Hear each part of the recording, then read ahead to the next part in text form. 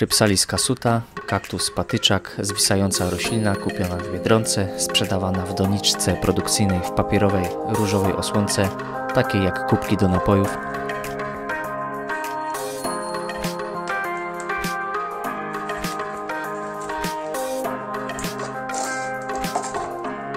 Pierwsza czynność, jaką powinniśmy wykonać po kupieniu kaktusa z marketu, to sprawdzenie podłoża, w jakim jest posadzona.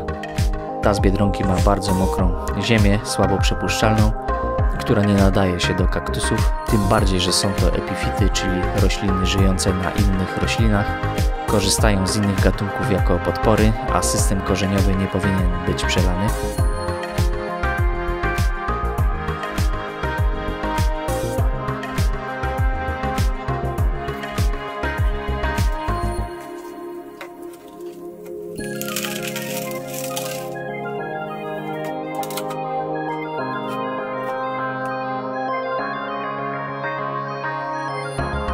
Wyciągnę ją z doniczki. Widać już w ziemi zebrała się pleśń, która może atakować korzenie rośliny.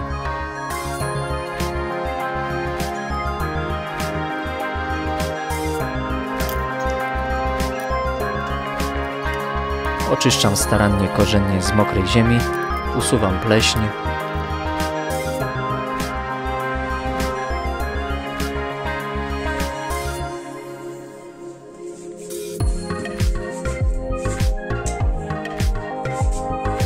I wsadzę roślinę do doniczki z odpowiednim podłożem do kaktusów. Piasek płukany z perlitem i keramzytem i odrobina ziemi do roślin doniczkowych. Można też kupić gotowe podłoże do kaktusów.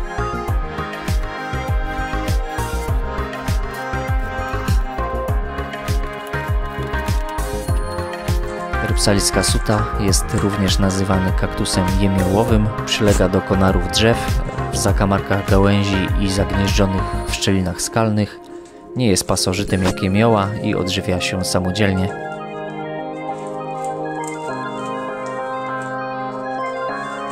Pamiętamy, aby kaktusa patyczaka sadzić w dobrze przepuszczalnej glebie. Można go postawić w spodku wypełnionym kamieniami i wodą, aby zwiększyć wilgotność otoczenia. Roślina rzadko wymaga nawożenia i ma niewiele innych potrzeb, z wyjątkiem umiarkowanego światła i wilgoci. Można nawozić półrozcieńczonym nawozem do kaktusów od kwietnia do września raz w miesiącu.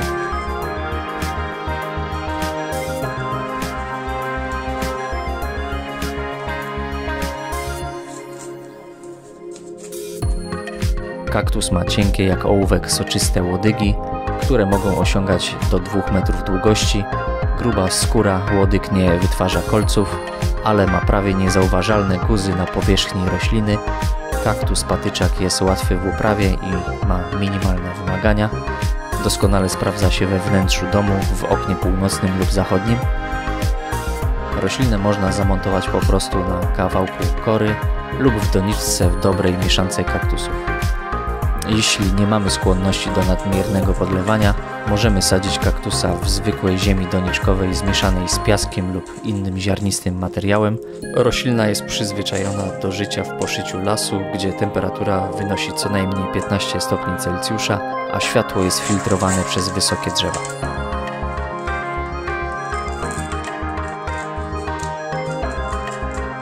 Jeśli któraś z łodyg jest uszkodzona, możemy ją odciąć ostrym, sterylnym nożem i użyć jako sadzonek.